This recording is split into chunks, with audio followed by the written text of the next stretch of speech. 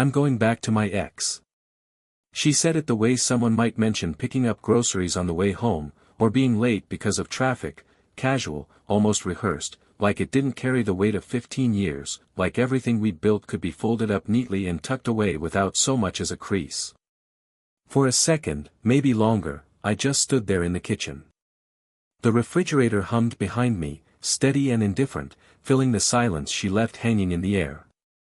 It was strange what I noticed in that moment, the faint ticking of the wall clock, the way the late afternoon light stretched across the hardwood floor, catching in the grain we had argued over years ago, back when picking floors felt like a big decision, back when everything still felt real. Or at least, I believed it was. I thought that sentence would hit harder.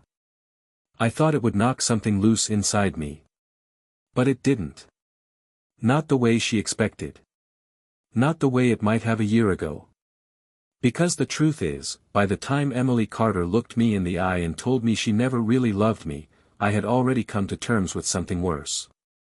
Something quieter. Something colder.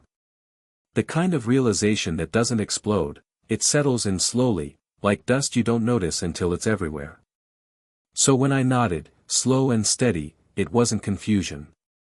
It wasn't shock. It wasn't even resignation. It was recognition. Like hearing a verdict you've already prepared yourself for. Like the final piece clicking into place after months of trying not to see the full picture. She stood across from me, arms crossed, weight shifted onto one hip, watching closely. Waiting. I could see it in her eyes, she was bracing for something. Maybe an argument. Maybe anger. Maybe for me to remind her of everything we'd built together. The house. The memories. The years that were supposed to mean something. Maybe she wanted me to fight for it. But I didn't. I just gave her that small nod, the kind you give when someone tells you something you already know deep down. And that's when I saw it, the smallest flicker in her expression. Not guilt. Not regret. Confusion. Because people like Emily expect noise. They expect emotion. They expect resistance. They expect you to scramble for something they already let go of long ago. And when you don't, it unsettles them. It shifts something under their feet, even if they can't quite explain why. If you had asked me a year ago what I would do in that moment, I would have given you a different answer. I would have said I'd fight. That I'd demand the truth, push back, make her remember what we had. I would have talked about loyalty, about history, about everything that was supposed to matter. But standing there, listening to her voice echo off the kitchen walls, I didn't feel the need to defend something that had already been slipping through my hands for a long time. Because love doesn't vanish in a single sentence. It fades. It fades in the quiet dinners where conversation turns into obligation. In the way someone stops asking how your day was, and even when they do, they're already looking at their phone before you answer. It fades in the small pauses, the missed glances, the growing distance you keep explaining away as stress, or timing, or just a rough patch. I noticed all of it. Every little shift. I just didn't name it for what it was, not at first. Not until it became impossible to ignore. Not until all those small moments lined up into something clear and undeniable. So standing there, watching her wait for me to react, I realized something almost ironic. She thought this was the moment everything fell apart. She thought this was where she took control, where she chose the ending, where she rewrote the story in her favor. But what she didn't know, what she couldn't have known, was that this moment had already passed for me. Her decision. I had already accounted for it. Already seen it coming. Already prepared myself for it. And that nod she got from me, the one she probably mistook for weakness, or defeat, or a man too broken to respond, it wasn't any of those things. It was something much simpler. Much quieter. Much more final. It was me accepting that the life she believed she was walking away from, had already been gone for a long time. The first time I noticed something was off, it was not dramatic, not the kind of moment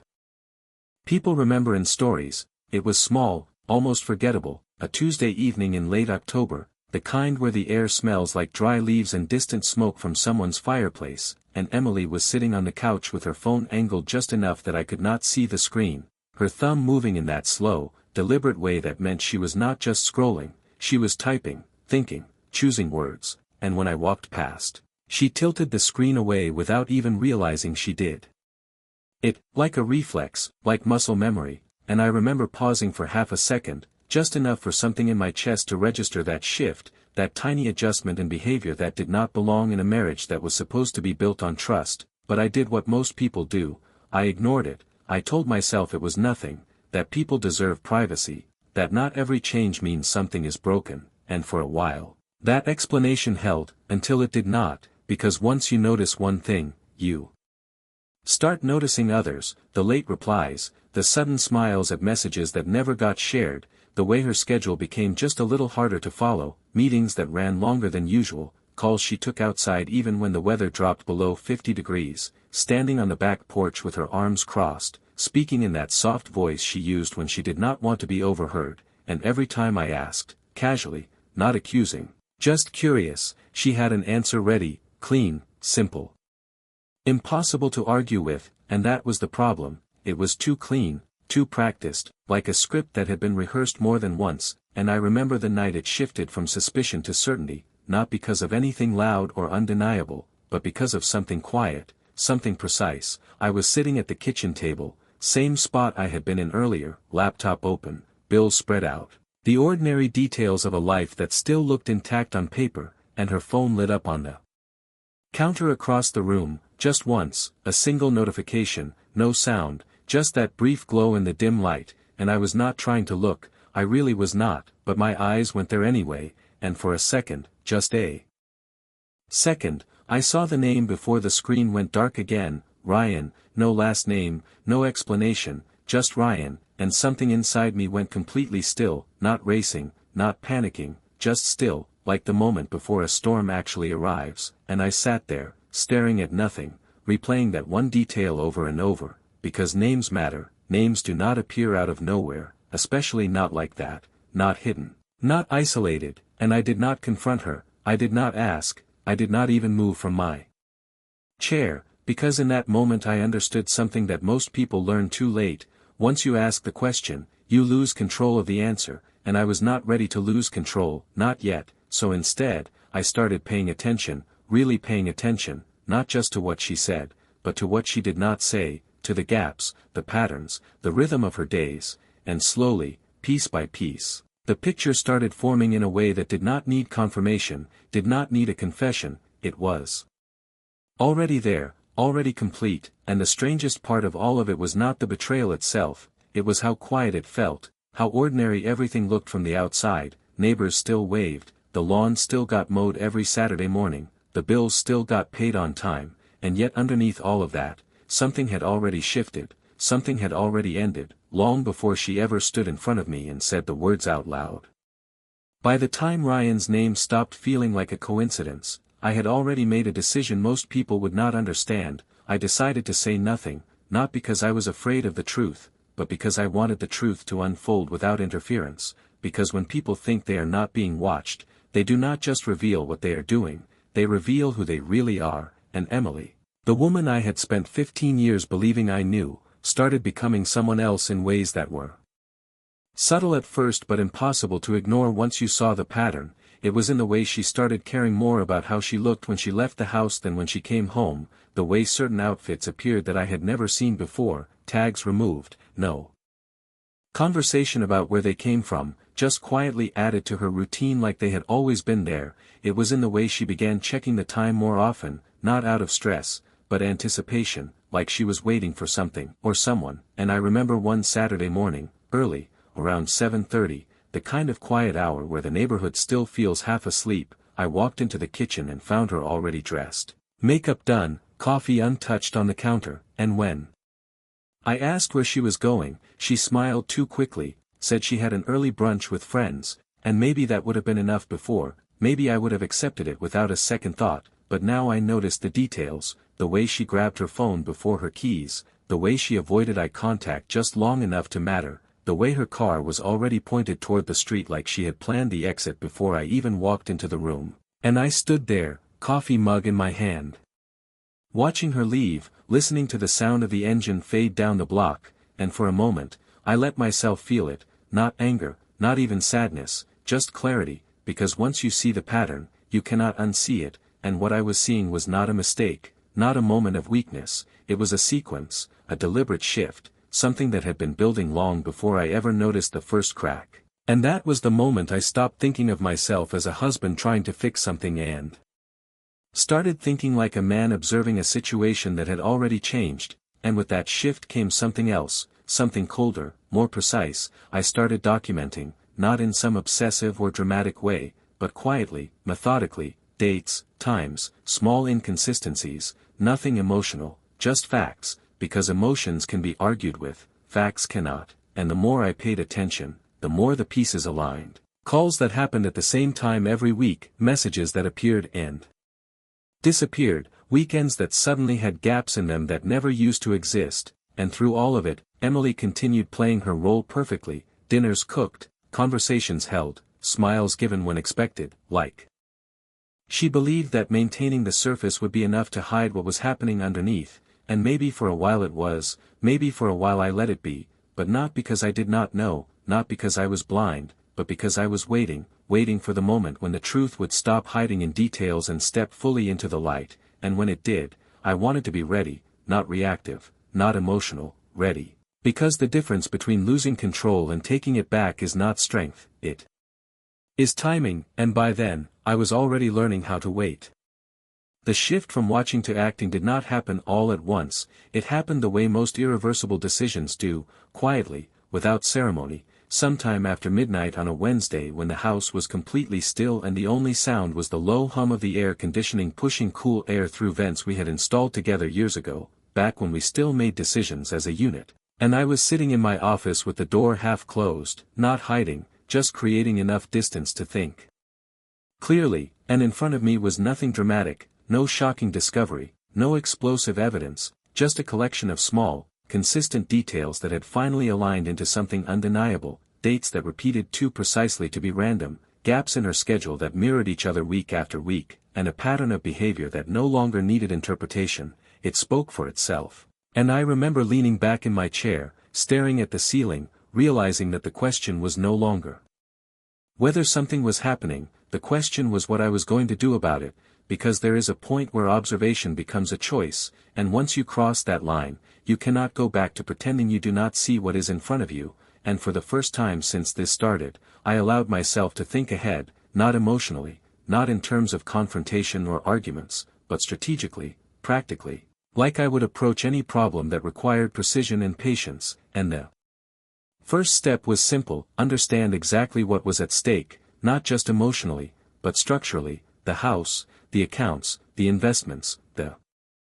things we had built over 15 years that existed on paper, because feelings can disappear overnight, but paperwork does not, it lingers, it defines outcomes long after the conversations are over, and I began reviewing everything, slowly, carefully, making sure I understood what was shared, what was separate, what could be moved, what needed to be protected, and it was not about revenge, not yet. It was about stability, about making sure that when the moment came, I would not be the one caught off balance, and as I worked through those details, something unexpected happened. The anger I thought I would feel never really arrived, instead there was a kind of clarity that settled in, like stepping outside after a storm and realizing the air feels different, cleaner, sharper, and with that clarity came a realization that changed everything. Emily was not hiding this because she was unsure. She was hiding it because she believed she was in control, because she thought she was managing both worlds without consequence, and that belief, that confidence, that assumption that I would remain exactly where she left me, that was the one variable she had not accounted for, and I understood then that whatever came next was not going to be decided in a single conversation in the kitchen or a dramatic confrontation in the living room, it was going to be decided long before that, in the quiet choices, in the preparation, in the way I positioned myself before she ever made her move official, and that night, sitting there in the dim light of my office, I made the decision that defined everything that followed. I was not going to react to what she was doing, I was going to be ready for it, completely, thoroughly, without hesitation, because the difference between being left and letting someone leave is not semantics, it is control, and by the time she finally said the words out loud, I intended to make sure that control no longer belonged to her.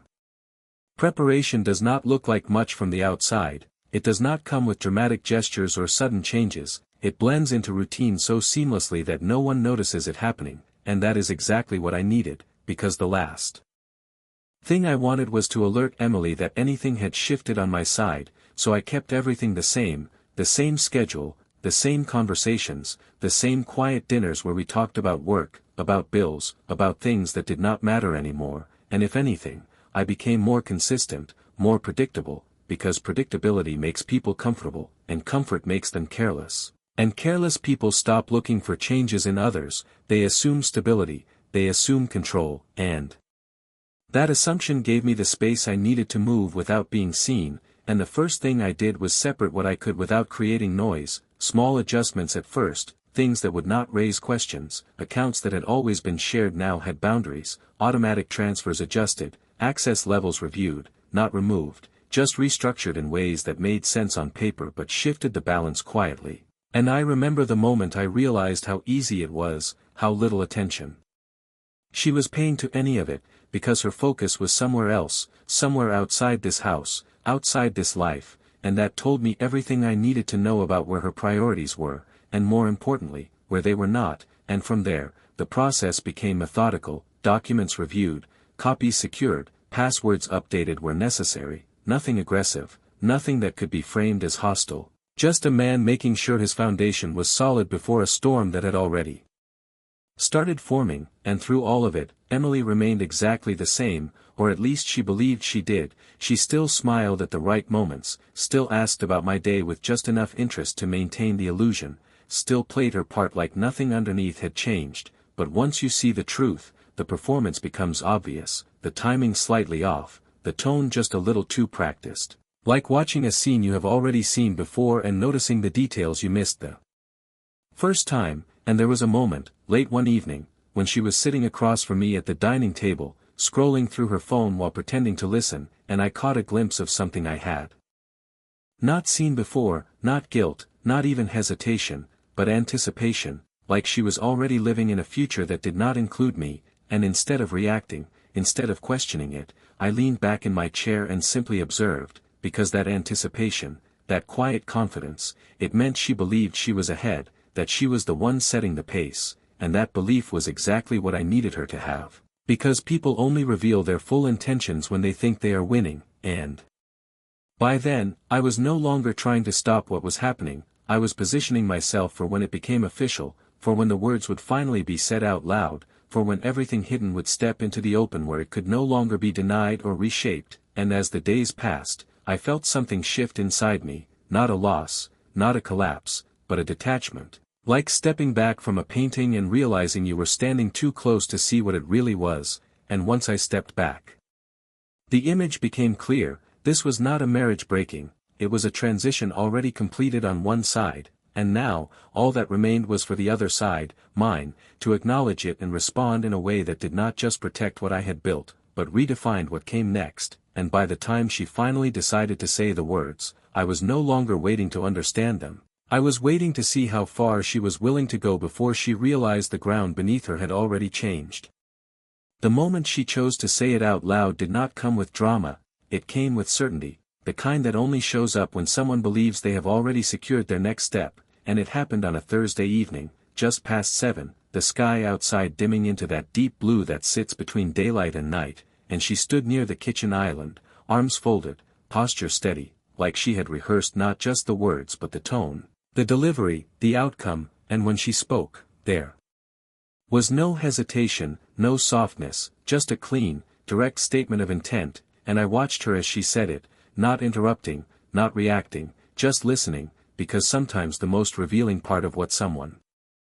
says is not the content, it is the confidence behind it, and Emily was certain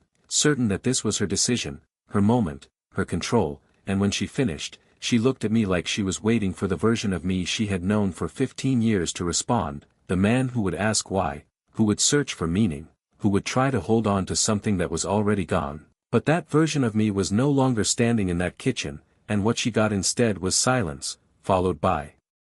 a single, measured nod, and that was when something subtle shifted, because silence has a weight to it when it is not expected. It creates space where emotion is supposed to be, and in that space, people start questioning what they thought they understood, and I could see it in her expression, just for a second, the slight narrowing of her eyes, the almost imperceptible pause, like she was recalibrating, trying to figure out why the script was not playing out the way she had imagined, and I did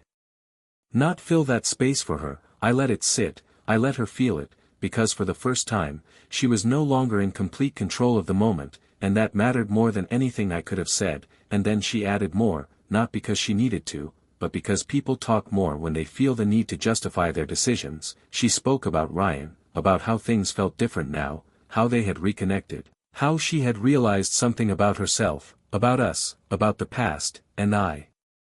listened to every word, not as a husband being told a story, but as a man confirming a sequence of events he had already mapped out in detail, and there was no surprise in anything she said, only confirmation, each sentence aligning perfectly with what I had already observed, already documented, already prepared for. And when she finally stopped, when the room settled into that quiet again, she looked at me like she expected something more, some kind of reaction that would validate her choice.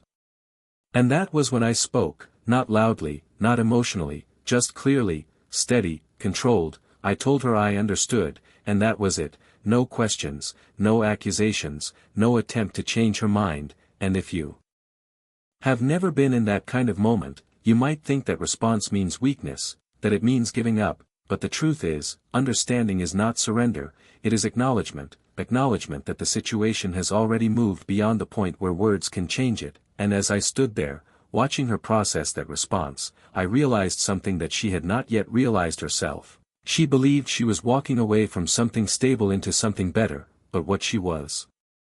actually doing was stepping into a situation where the variables were no longer in her control, because while she had been planning her exit emotionally, I had been preparing for it structurally, and those are not the same thing, not even close, and the difference between them would not show in that moment, it would show in what came next, in the details she had overlooked, in the assumptions she had made, in the things she believed would remain the same after she left. And as she turned away, already mentally stepping into her next life, I remained exactly where I was, calm, steady, watching, because the real shift had not happened when she spoke, it had happened long before that, and now, all that remained was to let the consequences of that shift unfold exactly as they were meant to. The next morning felt almost identical to every other morning we had shared for the past 15 years, and that was the most unsettling part. The way something so final could exist beneath something so ordinary. Sunlight filtered through the blinds in thin lines across the kitchen floor, the coffee maker clicked as it finished brewing, and for a moment, if you had walked into that house without context, you would have thought nothing had changed, but everything had, and I could see it in the way Emily moved, not slower, not hesitant, but lighter, like a weight had been lifted from her shoulders, like she had already stepped out of this life even though she was still physically inside it. And she avoided looking at me directly, not out of guilt, but because there was no longer a reason to maintain the connection. The performance had ended for her, and now she was transitioning into something new. Something she believed was waiting for her on the other side of this decision, and I watched all of it without interrupting the rhythm. I poured my coffee, sat in the same chair, glanced at my phone like I always did, because consistency was still my greatest advantage, and if she noticed anything different about me, it would raise questions I did not need her asking. And as she moved around the kitchen gathering her things, I noticed something else, a small suitcase by the door, not large, not dramatic, just enough for a few days, maybe a week, and that told me everything I needed to know about how she saw this transition, temporary in action, permanent in intention. And when she finally spoke, it was not to continue the conversation from the night before, it was logistical, practical. She said she would be staying somewhere else for a while, that she needed space, that it would be easier this way, and I nodded again, the same calm acknowledgement, because by then, words had lost their function between us. Everything important had already been decided long before either of us said it out loud, and she hesitated for just a fraction of a second, like she expected resistance, like she expected me to question where she was going, who she would be with, how long she would be gone, but I did not ask. Because I already knew the answers, and more importantly, I did not need to hear them from her to confirm anything, and that lack of reaction did something subtle but important. It shifted the energy in the room, because when someone prepares for conflict and does not receive it, they are left with something else, something they did not plan for, and I could see it again, that brief flicker of uncertainty, quickly masked, quickly replaced by the same quiet confidence she had carried into the conversation the night before, and she picked up her suitcase, adjusted the strap on her shoulder, and walked toward the door. And for a moment, she paused, not turning around. Just standing there like she was waiting for something, maybe a final word, maybe a reason to hesitate, but I did not give her one. I simply sat there, steady, composed, letting the silence answer for me, and then she left, the door closing with a soft click that echoed more than it should have in a house that suddenly felt too large, too quiet, and I remained in my chair for a few seconds longer, listening to the sound of her car starting, the tires rolling down the driveway, fading into the distance, and when the noise was gone, completely gone, I stood up, not slowly, not reluctantly, just decisively, and walked back to my office. Because this was the moment everything shifted from preparation to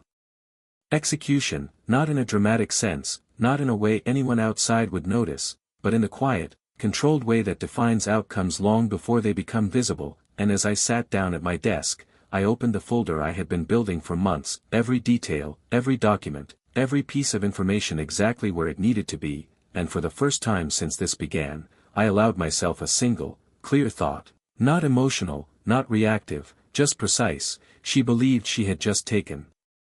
control of her future, but in reality, she had just stepped into a version of it that had already been defined without her realizing it. Execution does not announce itself, it unfolds in steps so small they feel almost insignificant, and yet each one carries weight, each one shifts the outcome in ways that only become visible later, and that morning, after the house settled into its new silence, I began moving through those steps with the same calm precision I had practiced for months. The first calls were simple, quiet confirmations, accounts reviewed and finalized, access permissions adjusted from shared to individual, nothing aggressive, nothing that would trigger alarms, just a tightening of structure, a closing of gaps that had once been left open under the assumption of trust, and as each task was completed, I felt the difference not emotionally, but structurally, like reinforcing a foundation that had been quietly eroding. And then came the documents, the ones that most people do not think about until it is too late: ownership records, beneficiary designations, contractual obligations that define more than just finances, they define control, and I went through each one carefully. Not rushing, not skipping details, because mistakes in moments like this do not show immediately, they surface later when there is no time left to correct them, and by mid-afternoon, everything that needed to be secured had been secured, not in a way that erased the past, but in a way that ensured the future would not be dictated by assumptions she had already made. And what struck me most during that process was how invisible it all was, how from the outside nothing appeared different. The house still stood the same, the street outside still carried the same quiet rhythm, neighbors passing by, mail delivered, life continuing exactly as it always had, and yet underneath that surface, the structure had changed completely, and that is the part most people misunderstand. They think control is something loud, something visible, but real control is quiet. It happens before anyone realizes it is happening, and by the time they do, it is already too late to respond. And as the day moved on, I allowed myself a moment to sit back and observe what had been done, not with satisfaction, not with relief, but with clarity, because this was never about winning or losing, it was about positioning, about ensuring that when the consequences of her decision began to unfold, I would not be reacting to them, I would be ahead of them, and that difference would define everything that followed. And sometime in the early evening, my phone lit up, her name appearing on the screen for the first time since she left, and I let it ring once, twice, before answering, not out of hesitation, but because timing matters even in the smallest interactions. And when I finally picked up, her voice sounded different, not uncertain, not yet, but searching, like she was trying to establish a new tone, a new dynamic, and she spoke about practical things, about picking up a few items, about how we would handle certain shared responsibilities, and I listened the same way I had the night before, calm, measured, giving nothing away that she could interpret or reshape, and when I responded, it was simple, direct. I told her everything had already been taken care of on my end, that she could collect whatever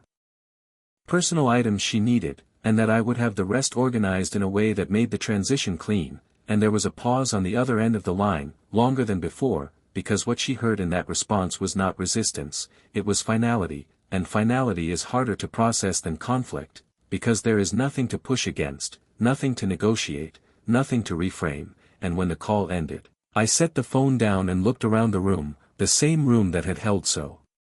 many ordinary moments over the years, and for the first time, it felt different, not empty, not broken, just clear, like something unnecessary had been removed, and as the evening settled in, I realized that what she thought would be the beginning of her new life was also the moment her assumptions about mine had already begun to collapse. She just had not seen it yet, not fully, not completely, but she would, soon enough. Because outcomes like this do not need to be announced, they reveal themselves, piece by piece, until there is no version of the story left that can hide the truth. She came back 3 days later, not with the certainty she left with, but with something quieter, something harder to define, and I knew it the second I heard her car pull into the driveway, not because of the sound itself, but because of the hesitation that followed, the engine idling just a second longer than it needed to, like she was sitting there preparing herself before stepping back into a place she thought would feel familiar. And I was in the living room when the front door opened, the late afternoon light stretching across the floor just like it had the day she left, but this time the energy was different, not controlled, not rehearsed, just uncertain, and she stepped inside carrying the same small suitcase, but it looked different now, heavier somehow, not in weight, but in meaning, and for a moment she just stood there, scanning the room like she was expecting something to have changed, something visible. Something she could point to and say this is different, but that is the thing about real change, it does not always show itself in what you can see, it reveals itself in what you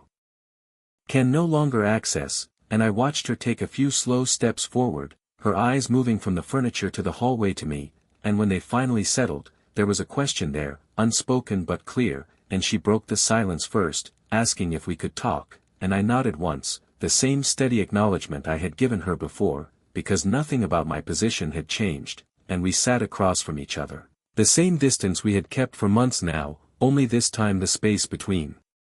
us felt defined, not uncertain, and she started explaining, not in the confident tone she had used before, but in fragments, pieces of justification, things about how it was not what she expected, how things with Ryan were different now, how reality did not match what she had built in her mind. And I listened without interrupting, because none of it was surprising, not the outcome, not the realization, not even the timing, because situations built on escape rarely survive contact with reality. And when she finished, she looked at me like she was waiting for something again, but this time it was not validation, it was possibility, the possibility that things could return to what they were, that the structure she had left would still be there, waiting, unchanged, and that was when I spoke, not with anger, not with bitterness, just with clarity. I told her that what she left no longer existed, not in the way she remembered it, because while she had been chasing something uncertain, I had been redefining what remained, and I explained, simply, directly, that the accounts had been separated, that the arrangements had been finalized, that the life we had shared was no longer structured the way it used to be, and as I spoke, I watched the realization settle in, slowly, not all at once, but piece by piece, because understanding like that does not hit like a wave, it builds. It connects details until the full picture becomes impossible to ignore, and for the first time since this began, she did not have a response ready, no explanation, no justification, just silence, and in that silence, everything balanced out, not in a dramatic way, not in a way that needed to be announced, but in the quiet way that defines real outcomes, and I stood up, not abruptly, just naturally, and told her she could take whatever she needed, that the rest had already been arranged, and as I walked past her, I paused for just a second, not long enough to create tension, just long enough to make one thing clear without saying it out loud. She believed she had been choosing her future when she walked out that door, but in reality, she had already given up her place in it, and by the time she came